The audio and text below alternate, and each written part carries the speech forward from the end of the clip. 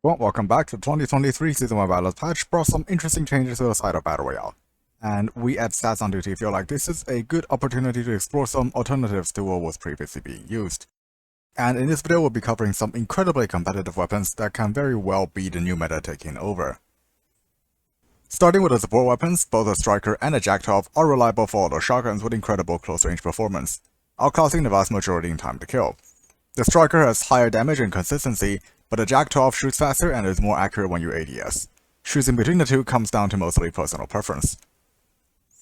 If you're looking for more spray and pray, the newly buffed Codm is a pretty incredible SMG with a consistent time decay that outclasses most SMGs, tight hipfire spread, solid recoil control, and the best mobility in class.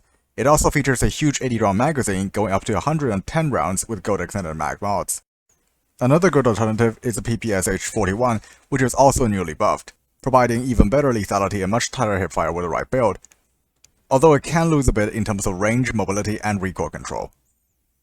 With the second fastest rate of fire for giving hitboxes, phenomenal handling, and the best time to kill in the SMG class, the Fennec is the definitive close quarters SMG, but it drops off after 20 meters as the recoil climbs very quickly and flinch is quite high.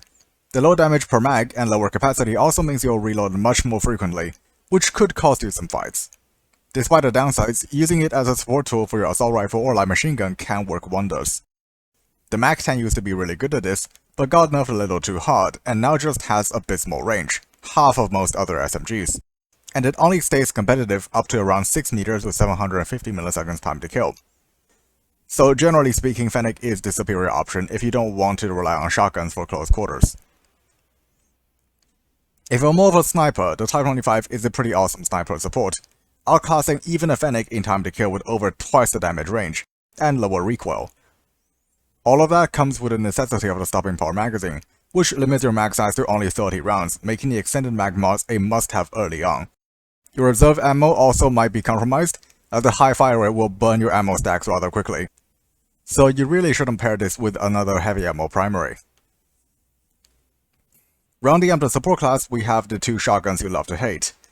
The HSO 405 is the bane of many BR players' existence, with its consistent one-shot kills, and the KOM isn't far behind, trading some consistency for superior mobility, fire rate, and hipfire spread. Kickstarting the primaries, both the LQ-33 and the ZRG 20mm are capable of killing 300 health opponents with a single headshot, making them the best long-range snipers. The DLQ is a better option for aggressive players with higher fire rate, better handling, larger magazine size, and more consistent two-shot kills at long range, as long as you hit both above the legs. This makes using your support weapon to finish kills off more effective. The ZRG, on the other hand, is catered to extremely long ranges, with significantly faster bullet velocity at 1800 meters per second compared to the DLQ's 1200, so you don't have to lead shots as much. Both are excellent options for long range, and you should always pair them with a sniper support weapon such as the Type 25 for close and medium range. If you're into long-range suppressor fire, the XPR-50 fulfills that need, with an incredibly fast long-range time to kill of 750 milliseconds with no drop-off, absolutely no recoil whatsoever, and a comfortable fire rate most people can reach. With a proper setup, this gun truly dominates long-range engagements, but the lack of close-quarters viability makes pairing with a sniper support such as Type 25 a top priority. The M21 EBR used to be the king of the MRs, but the XPR-50 dethrones it with better bullet velocity, handling, movement speed, and better TDK as it requires one less shot to kill. The newly buffed LK-24 now beats both the AK and the M4 as a true dominator for long-range assault rifles. It has extremely consistent and predictable recoil, high accuracy, and very low flinch, with excellent long-range time to kill and not only outclasses both the M4 and the AK, but the faster killing assault rifles such as the AMAX as well. It does have a much more mediocre close-range time to kill of only 950 milliseconds, but this can be compensated for with a close-range support weapon.